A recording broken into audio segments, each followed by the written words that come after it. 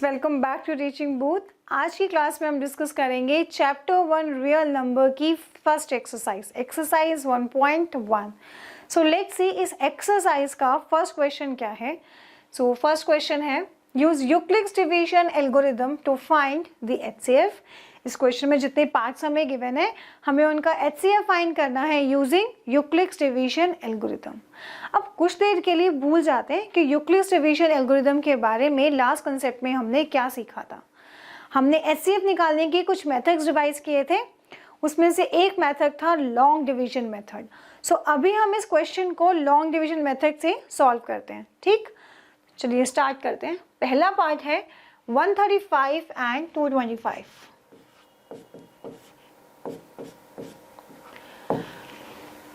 Long division method से जब solve करते हैं तो पहला स्टेप क्या होता है, ये कंसीडर करना कि नंबर लार्जर कौन सा है और स्मॉलर कौन सा है। So here we have 135 smaller than 225। तो जो स्मॉलर नंबर होगा वो होगा डिविजर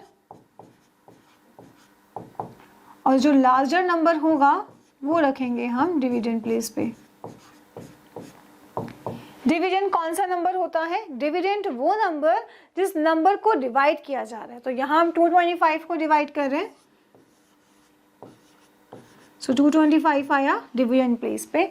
डिविजर वो नंबर जिस नंबर से डिवाइड कर रहे हैं, सो डिविजर है यहाँ पर 135।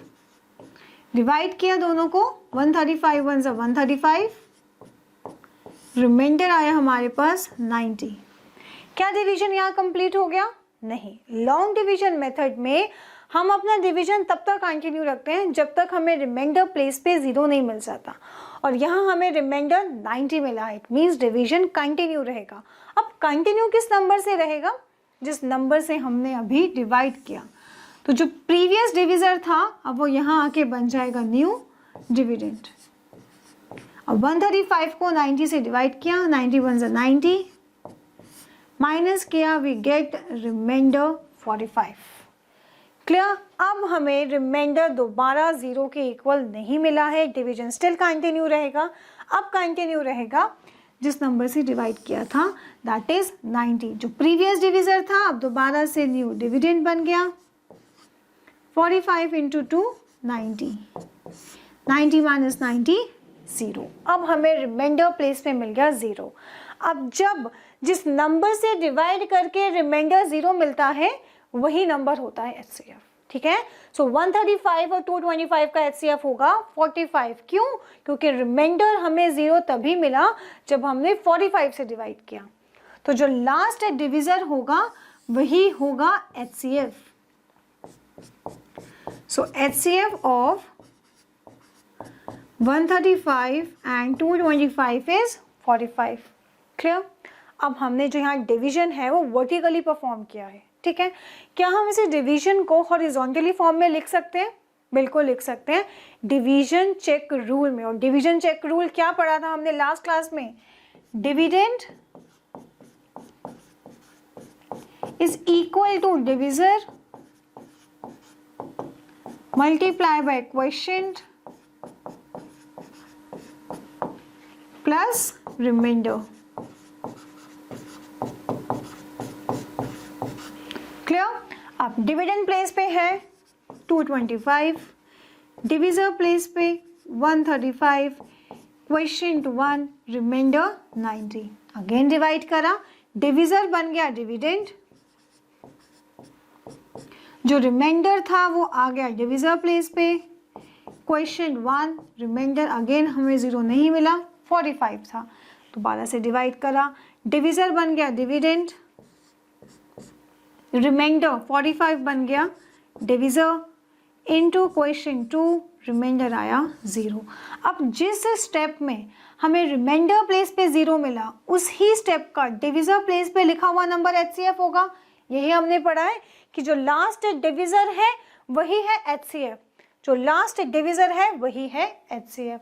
कुछ नया नहीं किया है। हमने लॉन्ग डिवीजन में जो हमने डिवीजन वर्टिकली परफॉर्म किया था उसी को हमने हॉरिजॉन्टली फॉर्म में लिख दिया। ठीक है, अब आते हैं यूक्लिड्स डिवीजन एल्गोरिदम पे। अब यूक्लिड्स डिवीजन एल्गोरिदम के बारे में हमने ये पढ़ा कि एक ऐसा मेथड है जिससे हम HCF तो कैलकुलेट करते हैं बट यूज़ करते हैं यूक्लिड्स डिवीजन लेमा का। और यूक्लिड्स डिवीजन लेमा में क्या पढ़ा कि वो कुछ नया नहीं है, एक रिफाइंड वर्जन है डिवीजन चेक रूल का। यूक्लिड ने अपने तरीके से डिवीजन को रिप्रेजेंट किया है। उन्होंने क्या रिप्रेजेंट किया है? उन्होंने लिखा A is equal to B into q plus R और एक कंडीशन लिख दी कि जो रिमाइंडर है R है is greater than equal to 0 and less than B। ठीक है, उन्होंने डिविडेंड को A लिखा, डिविजर को B, क्वेश्चन को Q और रिमाइंडर को R और कंडीशन लिख दी that remainder is always greater than equal to 0 और less than B, that is the divisor. और यहाँ पे हम देख भी ले कि जितनी बार भी रिमाइंडर हमें मिला है या तो लास्ट केस में हमें 0 मिला या फिर रिमाइंडर जितनी बार ही मिला वो हमेशा 0 से बड़ा हुआ और डिविजर से छोटा। यहाँ पे 135 से डिवाइड किया, रिमाइंडर हमें मिला था 90 जो कि 135 से छोटा है। फिर 90 से डिवाइड किया, रिमाइंडर हमें मिला 45 जो कि 90 से छोटा है। फिर डिवाइड किया, रिमाइंडर मिला 0। तो या तो रिमाइंडर हमें 0 मिल रहा है या फिर 0 से बड़ा और डिविजर से छोटा। क्लियर हो गया? अब आते हैं Euclid's division algorithm. Algorithm word का मतलब क्या था? A series of step, a systematically way किसी चीज को सॉल्व करने का। तो जहाँ यहाँ पर जो हम सिस्टमैटिक वे यूज कर रहे हैं, जो स्टेप्स हम यूज कर रहे हैं, इसी को कहते हैं एल्गोरिदम। ठीक है, अब ये स्टेप्स कितनी बारी फॉलो होंगे? जब तक हमें रिमाइंडर 0 नहीं मिलेगा और उतनी बारी हम उस स्टेप्स को फॉलो करते जाएंगे। ठीक है, अब हमारा सॉल्यूशन तो आ गया, but according to the point of view exams, हम एग्जाम्स में इस तरीके से अपने सॉल्यूशन को रिप्रेजेंट नहीं कर सकते। हो सकता है हमें मार्क्स कम मिले या मार्क्स मिले ही ना। क्यों? क्योंकि हमने सिस्टमैटिकली तरीके से इसको रिप्रेजेंट नहीं किया। तो अब देखते हैं कि एग्जाम्स में किस तरीके से लिखना है। पहला स्टेप हमने यहाँ पे क्या लिखा है कि 135 इज स्मॉलर देन 225। सो वो हम यहाँ मेंशन कर देंगे। As we no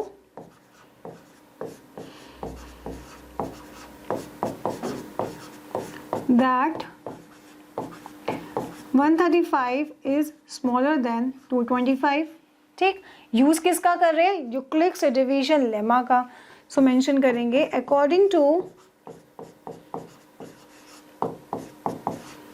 Euclid's division lemma,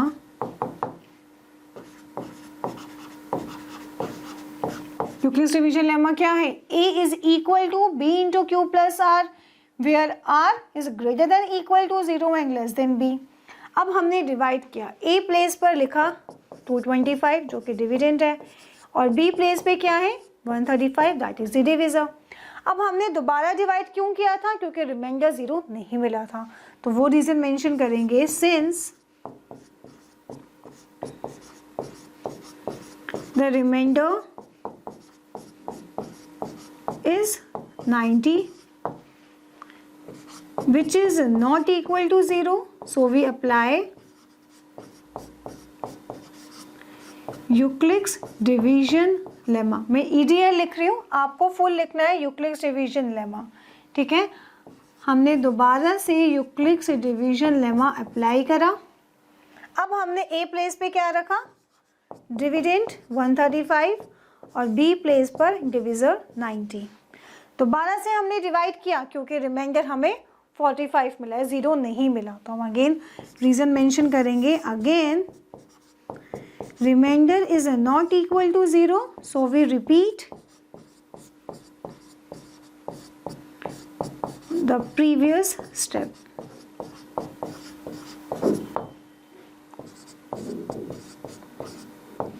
clear? अब हमें रिमाइंडर मिल गया 0। ठीक है, डिवाइड किसको किया था यहाँ पे वो मेंशन कर देंगे, A प्लेस पे 90 और B प्लेस पर 45। क्लियर? अब हमें रिमाइंडर प्लेस पे 0 मिल गया। इट मीन्स आगे अब कोई भी स्टेप फॉलो नहीं होगा। Now the remainder is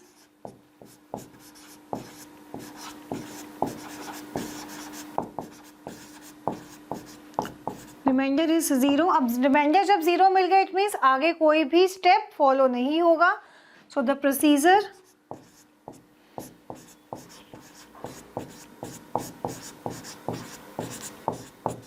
stops here.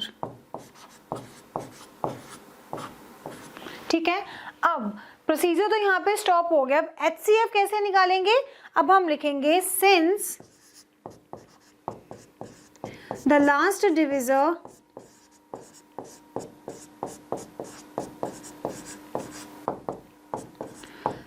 Divisor हमारा 45 है, therefore HCF of 135 and 225 is 45। Clear? HCF हमारा निकल गया 45। अब एक चीज़ जो यहाँ पर हमें नोट करनी है, ध्यान देना है, हमने यहाँ पे 3 स्टेप फॉलो किया। इट मीन्स 3 डिविडेंड डिविजर्स को हमने डिवाइड किया है। पहले 225 135, देन 135 90, देन 90 एंड 45। अगर हमसे पूछा जाए कि आपके पास ये 3 नंबर्स हैं 135 225 देन 90 135 देन 45 एंड 90, इन तीनों नंबर्स का HCF कैलकुलेट करो। सो 135 और 225 का तो HCF हमने निकाल लिया, क्या HCF आया 45। 90 135 का भी HCF निकालना हो तो कैसे निकालेंगे? यहीं पर अगर लॉन्ग डिवीजन अप्लाई करें, smaller number divisor bigger number dividend, 90 1 90, same ये तो वही स्टेप फॉलो होने लग गए जो हमने अभी लॉन्ग डिवीजन में करे। ये वाला डिविजर यहाँ पे डिविडेंड बन गया, 45 2 90, रिमाइंडर आ गया 0। अब रिमाइंडर 0 कौन से नंबर पे आया है, किस नंबर से डिवाइड करने पे आया? 45 से डिवाइड करने पे। इट मीन्स 90 और 135 का भी HCF हुआ 45। अगेन अब 45 और 90 का HCF क्या होगा? अगर हम इस स्टेप को यहाँ से हटा दें तो 45 और 90 का HCF अगेन क्या आ रहा है? 45 ही तो आ रहा है। सो इट मीन्स कि जितने स्टेप हम इसमें फॉलो करते हैं, जितनी बार डिविडेंड डिविजर्स चेंज होते हैं, डिवाइड करते जाते हैं, उन सब का भी HCF 45 ही रहेगा। क्लियर? तो जितने स्टेप्स हमने यहाँ फॉलो किए हैं, जितने नंबर्स हमने डिवाइड किए हैं, उन सब का भी HCF 45 ही रहेगा। क्लियर? नोट करें इसे, देन स्टार्ट करते हैं सेकेंड पार्ट। कर लिया नोट? स्टार्ट करते हैं अब इसका सेकंड पार्ट। अब सेकंड पार्ट में सिर्फ हम HCF कैलकुलेट करेंगे, टाइम वेस्ट ना हो इसीलिए ये स्टेप्स नहीं लिखेंगे, लेकिन आपको अपने सॉल्यूशन में ये स्टेप्स ज़रूर मेंशन करने हैं। अगर हम सिस्टमैटिक तरीके से आंसर नहीं लिखेंगे तो हमें मार्क्स नहीं मिलेंगे। अभी के लिए टाइम वेस्ट ना हो इसीलिए सिर्फ अभी हम सॉल्यूशन ही करेंगे इसका सेकेंड पार्ट का। चलिए स्टार्ट करते हैं। तो सेकंड पार्ट है 196 एंड 38220। यहाँ पर भी सेम स्टेप फॉलो होगा। सेकंड पार्ट, अब यहाँ पर 196 स्मॉलर देन है 38220 से, सो 196 को कंसिडर करेंगे डिविजर और 38220 हुआ डिविडेंड। 196 के मल्टीपल्स नोट करते हैं पहले। 196 2 392, अब 392 तो जा नहीं सकता, वो बिगर है, सो 196 1 196 माइनस किया, we get 12 minus 6 6, 17 minus 9 8, 2 minus 1 1। अब 186 से डिविजिबल नहीं है, लेकिन ऊपर अभी डिजिट्स हैं जिसको हम कंटिन्यू कर सकते हैं डिवीजन में। अब हमेशा ये ज़रूरी नहीं है कि डिविजर डिविडेंड चेंज हमें फर्स्ट रिमाइंडर पे ही करना पड़े। जब तक डिविडेंड पूरे तरीके से डिवाइड नहीं हो जाता, हम डिविडेंड डिविजर चेंज नहीं करते हैं। सो हमने ऊपर से 2 कॉपी किया। अब 196 से नियर बाय है तो कोई बड़े नंबर से मल्टीप्लाई करके देखते हैं। 196 into 9, 9 6 54, 5 carry, 81 plus 85 plus 86, 9 1 9, 9 plus 8 17, 1764. So 196 into 9 1764 minus किया, 12 minus 4 8, 15 minus 6 9, 7 minus 7 0, 1 minus 1 0, 98 again 196 divisible नहीं है। एक और डिजिट है 0, वो कॉपी करते हैं। अब हमें ऐसा नंबर चाहिए जिसकी यूनिट प्लेस पे 0 हो। तो क्या 196 लास्ट डिजिट क्या है 6, तो 6 को किसी नंबर से मल्टीप्लाई कर रहे हो, हमें लास्ट डिजिट 0 मिल सकता है। यस, 196 को हम 5 से मल्टीप्लाई करते हैं। 5 6 30, 3 carry, 45 plus 3 48, 5 plus 4 9, 196 into 5 980, 980 minus 980, अब हमें रिमाइंडर मिल गया 0। अब यहाँ पर हमने बिना डिविडेंड डिविजर चेंज किए एक ही स्टेप में हमें रिमाइंडर मिल गया 0। किससे डिवाइड करने पे मिला 196, तो 196 हुआ इसका HCF। ठीक है, सो बिना डिविडेंड डिविजर चेंज किए लॉन्ग डिवीजन मेथड में एक ही स्टेप में हमें HCF मिल सकता है। सो इसको एल्गोरिथम फॉर्म में लिखें तो कैसे लिखेंगे, dividend that is the 38220 is equal to 196 into 195 plus 0. So therefore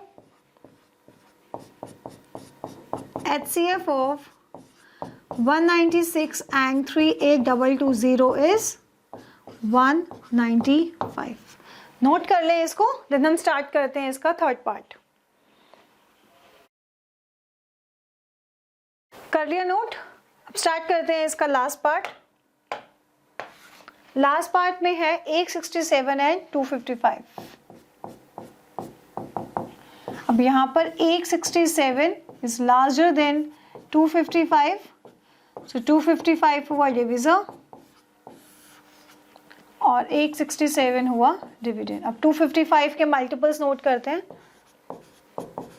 255 into 2 0 1 510 510। Next check करते हैं 3 3 5 ज़ा 15 6 3 2 ज़ा 6 6 प्लस 1 7, तो 765 ज़्यादा नियर बाय है। 255 इंटू 3 765 माइनस क्या 7 माइनस 5 2 0 102, और 102 तो आगे डिविजिबल नहीं है और ना ही आगे कोई डिजिट है जो हम कंटिन्यू कर सकते हैं डिवाइड करने के लिए। अब 255 यहाँ पे बन जाएगा न्यू डिविडेंड। अब 102 के मल्टीपल्स लिखते हैं। 204 306, सो 204 ज़्यादा नियर बाय है। 204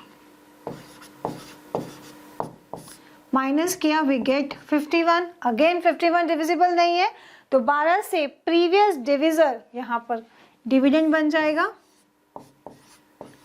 अब सीधा सीधा है 51 इंटू 2 वी गेट 102, माइनस किया रिमाइंडर मिल गया 0। अब किस नंबर से डिवाइड करने पे रिमाइंडर 0 मिला 51 से, तो HCF हुआ 867 और 255 का 51। तो हम इसको एल्गोरिथम फॉर्म में लिखें तो कैसे लिखेंगे, 867 डिविडेंड, डिविजर प्लेस पे 255, क्वेश्चन था 3, रिमाइंडर मिला 102, दोबारा डिवाइड किया 255 बना dividend, 102 divisor into question 2, remainder हमें मिला 51, दोबारा से डिवाइड किया 102 हुआ डिविडेंड, 51 हुआ डिविजर, क्वेश्चन 2 और हमारे पास रिमाइंडर आ गया 0। अब जिस स्टेप में रिमाइंडर आ गया 0 उसी स्टेप का डिविजर प्लेस का नंबर होगा HCF। So therefore HCF of 867 and 255 is 51। अब नोट करें इसे, फिर स्टार्ट करते हैं सेकंड क्वेश्चन। कर लिया नोट, स्टार्ट करें हम क्वेश्चन नंबर 2। क्वेश्चन नंबर 2 में कहा गया है show that any positive odd integer is of the form 6q plus 1 6q plus 3 6q plus 5 where q is some integer। Show करना है, ये प्रूफ करना है कि कोई भी पॉजिटिव ऑड इंटीजर 3 फॉर्म्स में लिखा जा सकता है, या तो 6q plus 1, या तो 6q plus 3, या फिर 6q plus 5। क्वेश्चन समझ में नहीं आया होगा, हैव पेशेंस, पहले क्वेश्चन को समझेंगे देन स्टार्ट करेंगे सॉल्यूशन। ठीक है, अज्यूम करते हैं कि a एक ऐसा पॉजिटिव ऑड इंटीजर है जो क्वेश्चन के अकॉर्डिंग इन 3 फॉर्म्स में लिखा जा सकता है, 6q + 1, 6q + 3, 6q + 5, इन फॉर्म्स में लिखा जा सकता है। अगर हम ऑब्जर्व करें तो ये हमें किसकी तरह सिमिलर लग रहा है? ये हमें सिमिलर लग रहा है a = b × q + r, जो कि क्या है? Euclid's division lemma. तो यूक्लिड्स डिवीजन लेमा के अकॉर्डिंग देखें तो a तो है डिविडेंड, जिसको b से डिवाइड करते हैं तो रिमाइंडर मिलता है r। यही मतलब है इसका। अगर ये सेम चीज़ हम यहाँ पर करें कि 6 एक डिविज़र है और a एक ऐसा पॉजिटिव ऑड इंटीजर है जिसको 6 से डिवाइड करने पे रिमाइंडर प्लेस पे या तो 1 मिल रहा है, या तो 3, या तो 5। यही मतलब है इसका। अब सच में ऐसा पॉसिबल है कि नहीं वो देखते हैं। कुछ पॉजिटिव ऑड इंटीजर्स को कंसिडर करते हैं। पॉजिटिव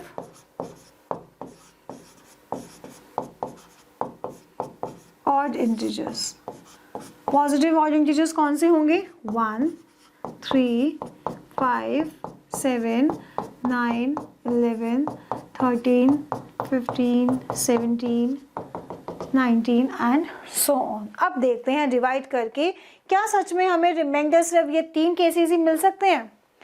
पहला पॉजिटिव ऑड इंटीजर है 1, 1 को डिवाइड करा 6 से, 6 1 = 6, रिमाइंडर आया हमारे पास -5। क्या ये डिवीजन करेक्ट है? नहीं। यूक्लिड्स डिवीजन लेमा में तो हमने ये पढ़ा था कि जो रिमाइंडर है वो हमेशा 0 से बड़ा होगा या फिर 0 के इक्वल होगा, और यहाँ जो हमें रिमाइंडर मिला है ये तो 0 से छोटा है। इट मीन्स डिवीजन करेक्ट नहीं है। तो अब हम यहाँ डिवाइड करेंगे 1 को 6 से, 6 × 0, 6 × 0, 0, रिमाइंडर मिला 1। ठीक। अब नेक्स्ट पॉजिटिव ऑड इंटीजर है 3। अब डिवाइड करा अगेन 6 × 0, 0, रिमाइंडर आया 3। नेक्स्ट इज 5, अगेन 6 × 0, 0, रिमाइंडर आया 5। 7 से डिवाइड करा, 6 1 = 6, रिमाइंडर आया 1। नेक्स्ट पॉजिटिव ऑड इंटीजर 9, 6 से डिवाइड किया, 6 1 = 6, रिमाइंडर आया 3। नेक्स्ट इज 11, 6 से डिवाइड करा, 6 1 = 6, 11 - 6, रिमाइंडर आया 5।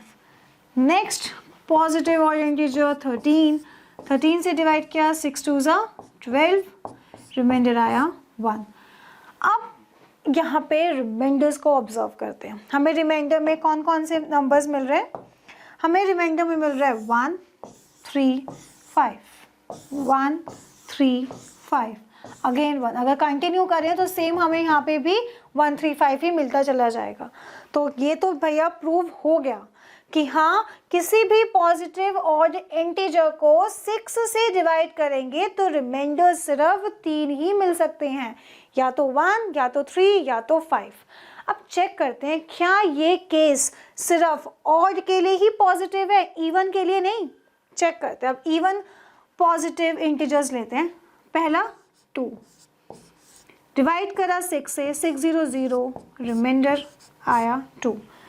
Next positive even integer 4, divide करा 6 0 0, रिमाइंडर आया 4। नेक्स्ट आठ 6, 6 को 6 से डिवाइड करा, 6 1 = 6, रिमाइंडर आया 0। फिर डिवाइड करा अगेन 8, 6 1 = 6, रिमाइंडर आया 2। नेक्स्ट इज 10, 6 से डिवाइड करा, 6 1 = 6, 10 - 6, रिमाइंडर आया 4। अब यहाँ पे अगर हम रिमाइंडर को ऑब्जर्व करें तो रिमाइंडर हमें क्या मिल रहे हैं?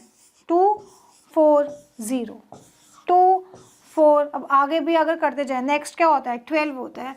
सो 12 को अगर हम 6 से डिवाइड करें, 6 2 = 12, रिमाइंडर मिला 0। इट मीन्स ये कंडीशन सिर्फ हमारी पॉजिटिव ऑड इंटीजर्स के लिए ही एप्लीकेबल है कि अगर हम किसी भी पॉजिटिव ऑड इंटीजर को 6 से डिवाइड करेंगे तब ही हमें रिमाइंडर सिर्फ 1, 3, 5 ही मिलेंगे, इन 3 नंबर्स के अलावा हमें नहीं मिलेंगे।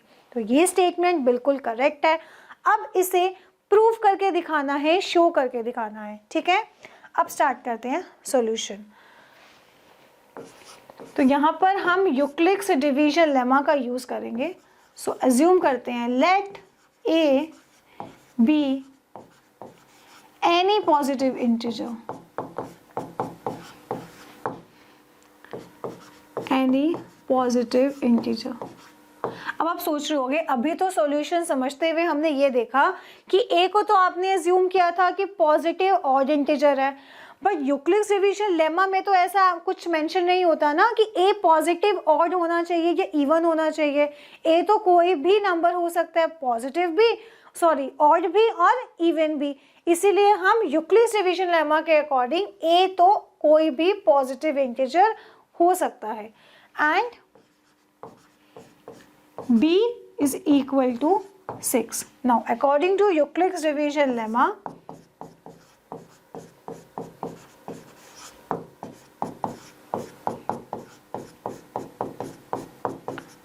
Euclid's division lemma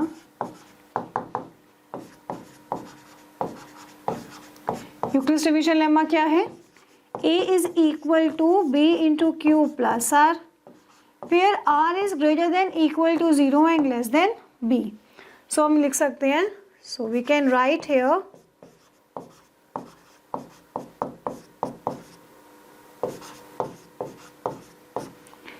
A is equal to 6Q plus R. अब यहाँ पर जो रिमाइंडर होगा ग्रेटर देन इक्वल टू 0 तो होगा बट लेस देन होगा 6 से। सो दिस इम्प्लाइज कि जो रिमाइंडर है वो 0 हो सकता है, 1 हो सकता है, 2 हो सकता है, 3 हो सकता है, 4 हो सकता है और 5 हो सकता है, ठीक। अब हम लिख सकते हैं, सो वी हैव ए की डिफरेंट फॉर्म्स आ गई। A can be written as 6Q plus 0 that is 6Q, या फिर 6Q plus 1, 6Q plus 2, 6Q plus 3, 6Q plus 4 या फिर 6Q plus 5, इन्हीं फॉर्म्स में लिखा जा सकता है।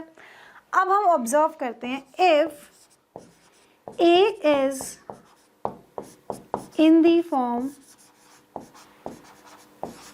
of 6Q और 6Q plus 2 और 6Q plus 4, अगर A 6Q plus 2 और 6Q plus 4 की फॉर्म में होगा तब क्या होगा? A ऑड नहीं इवन होगा। देन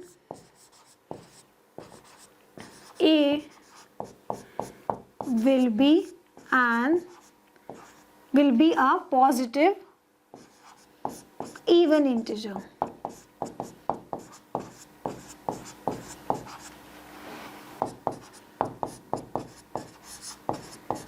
हम यहाँ पे लिख करके भी दिखा सकते हैं, जैसे 6Q है उसको 2 से डिवाइड करोगे तो वो कंप्लीटली डिवाइड हो जाएगा। 6Q प्लस 2 को डिवाइड करोगे 2 से तो वो भी कंप्लीटली डिवाइड हो जाएगा। 3 2 ज़ा 6, 2 2 ज़ा 2 1 ज़ा 2, तो यहाँ पे आ जाएगा 1। So if then A will be a positive even integer, why? As it is divisible by 2। Clear? अब बचा हमारे पास 6Q plus 1, 6Q plus 3, 6Q plus 5। अब हम उसकी एक्सप्लेनेशन लिखते हैं। Now therefore if A is in the form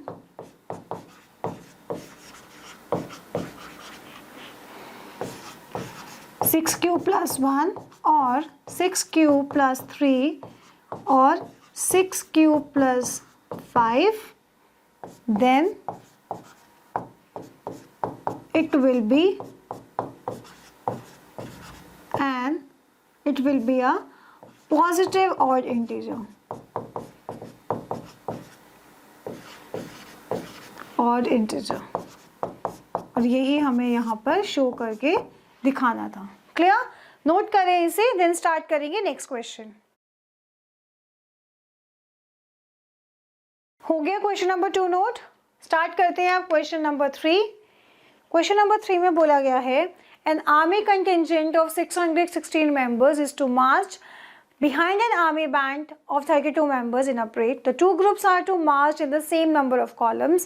What is the maximum number of columns in which they can march? इस question में दो ग्रुप्स गिवन है, एक ग्रुप है आर्मी कंटिजेंट का और एक ग्रुप है आर्मी बैंड का। ठीक है, आर्मी कंटिजेंट में है 616 मेंबर्स और आर्मी बैंड में है 32 मेंबर्स। ठीक है, इनको इस तरीके से मार्च करना है कि पहली पोजीशन आएगी आर्मी बैंड की, देन उनके पीछे चल मार्च कर रहे होंगे आर्मी कंटिजेंट के मेंबर्स। क्लियर? और उनको अरेंज इस तरीके से करना है कि सेम नंबर ऑफ कॉलम्स में वो आने चाहिए। ठीक है, जितने number of columns army band के लिए लगेंगे उतने ही नंबर ऑफ कॉलम्स लगने चाहिए आर्मी कंटिजेंट के लिए। Clear? What is the maximum number of column in which they can march? तो हमें मैक्सिमम नंबर ऑफ कॉलम्स निकालने हैं जिसमें ये दोनों ग्रुप के मेंबर्स इक्वली अरेंज हो सके। पहले क्वेश्चन को समझेंगे, देन स्टार्ट करेंगे सॉल्यूशन। सो आर्मी बैंड के लिए लिख लेते हैं ए बी, आर्मी कंटिजेंट के लिए लिख लेते हैं ए सी। ए सी आर्मी कंटिजेंट होते हैं ग्रुप ऑफ सोल्जर्स और आर्मी बैंड जो इंस्ट्रूमेंट्स बजा रहे होते हैं। ठीक है, तो आर्मी बैंड में है 32 मेंबर्स और आर्मी कंटिजेंट में है 616 मेंबर्स। अब इनको इक्वल नंबर ऑफ कॉलम्स में अरेंज करना है। कॉलम्स होती हैं स्ट्रेट लाइंस। ठीक, अब आर्मी मेंबर्स को कॉलम में कहाँ पे रखना है? फर्स्ट पोजीशन पे, मतलब कि आगे आर्मी बैंड होनी चाहिए, उसके पीछे होंगे आर्मी कंटिजेंट के मेंबर्स। यही क्वेश्चन में हमें गिवन है। अगर हमने एक कॉलम में आर्मी बैंड के दो मेंबर्स को खड़ा किया है तो जितने भी आगे नंबर ऑफ कॉलम्स होंगे उसमें भी पहली पोजीशन पे दो ही मेंबर्स होने चाहिए आर्मी बैंड के। ठीक, और अगर आर्मी बैंड के पीछे सपोज हमने 5 मेंबर खड़े कर दिए आर्मी कंटिजेंट के, सो जितने भी कॉलम्स आगे होंगे उसमें 5 number of army contingent members ही होने चाहिए। क्या? अगर आर्मी बैंड के मेंबर्स 5 कॉलम्स तक आए और उसके बाद ये कंप्लीट हो गए, आगे आर्मी बैंड के कोई मेंबर्स ही ना बचे, और आर्मी कंटिजेंट के मेंबर्स अभी भी कंटिन्यू हो, मतलब कि अभी भी कुछ ना कुछ मेंबर्स बचे हैं आर्मी कंटिजेंट के, तो वो ऑर्डर गलत हो जाएगा। क्यों? क्योंकि आर्मी कंटिजेंट के जो मेंबर है उनके लिए तो ज़्यादा कॉलम लग गए और आर्मी बैंड के लिए कम। लेकिन क्वेश्चन में कहा गया है कि हमें इक्वल नंबर ऑफ कॉलम्स चाहिए। इट मीन्स क्वेश्चन में हमें ऐसे नंबर ऑफ कॉलम्स निकालने हैं जो आर्मी कंटिजेंट के लिए और आर्मी बैंड के लिए दोनों के लिए कॉमन हो।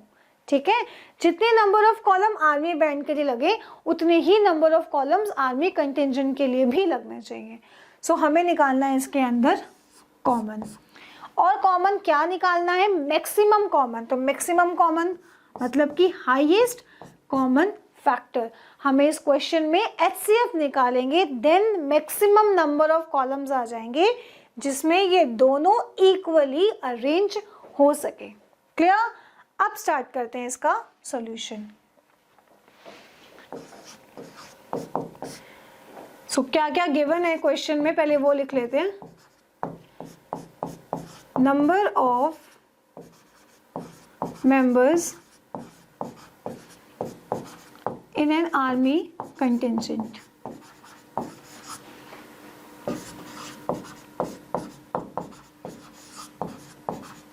आर्मी कंटिजेंट में कितने मेंबर्स? 616। उसके बाद आता है number of band. Number of band में कितने मेंबर्स हैं? In an army is equal to 32। फिर हमें कैलकुलेट करना है maximum number of columns. Maximum number of columns in which they can march, उसके लिए हमें क्या निकालना है, HCF।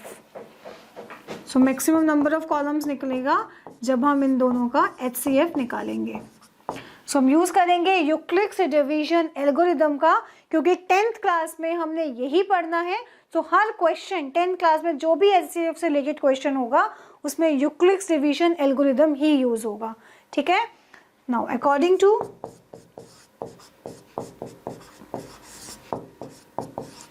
Euclid's division algorithm,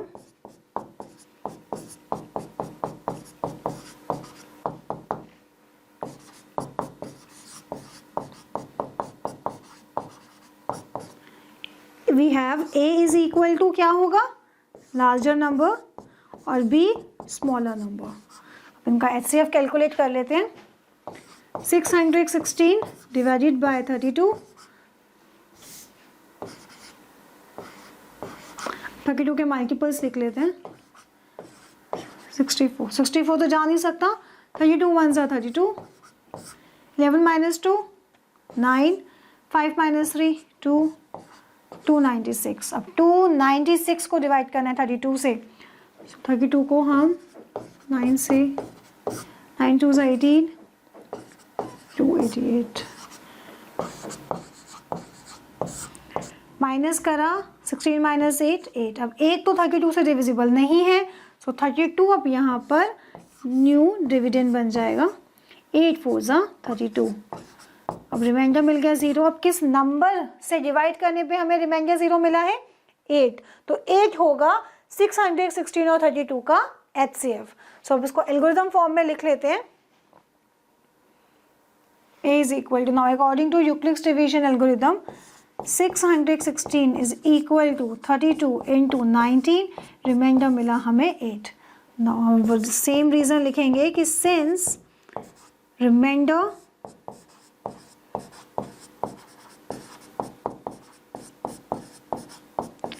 is 8 which is not equal to 0, so we apply Euclid's division lemma again, ठीक है। अब यहाँ पर A प्लेस पर क्या है, 32 और B प्लेस पर है 8।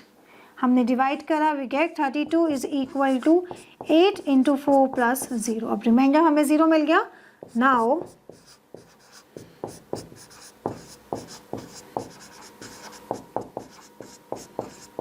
Reminder is 0, so the procedure stop here.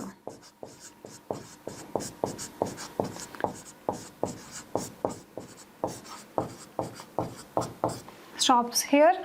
और हमें लास्ट डिविजन मिला था 8, तो वही होगा HCF।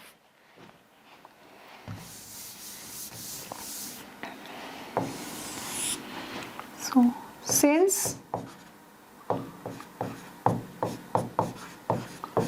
the last divisor is 8, therefore the HCF of 616 and 32 is 8. So maximum number of columns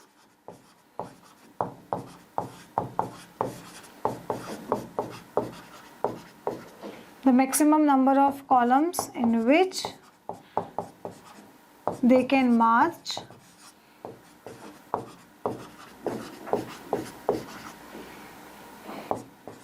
is 8. Clear हो गया? चलो नोट करो इसे, देन स्टार्ट करते हैं अगला क्वेश्चन।